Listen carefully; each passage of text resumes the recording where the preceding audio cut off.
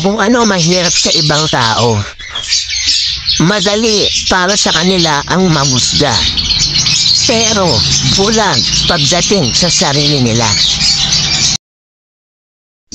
Pag hindi talaga narinig yung side mo, sirang-sira ka sa ibang tao, maribigla ka na lang ang daming galit at nanlalait sa'yo dahil sa kwentong hindi totoo ang dali nila ang mag-judge, hindi naman nila alam ang tunay na kwento.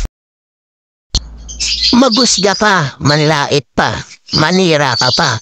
Hayaan kita, ang tanong ko lang, malinis ka nga ba? Yung mga tao, kung magsalita akala mo kung sino. Yung pumusga sa kapwa nila akala mo perfecto. Malamang ito yung mga problemado, ginagawa lang libangan ang manlait ng tao. Isa sa natutunan ko, pag nilait ka at minaligid ka, manimik ka lang.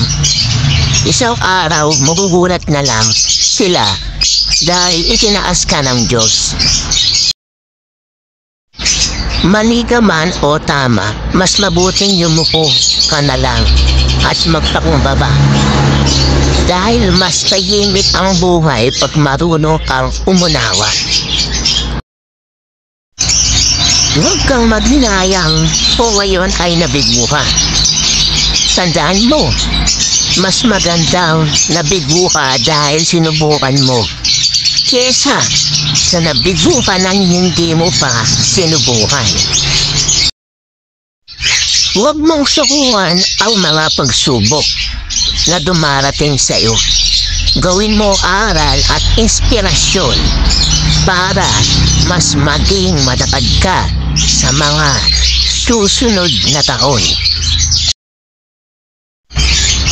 Ang pagkakamali ay hindi hadlang sa pag-abot sa iyong mga pangarap.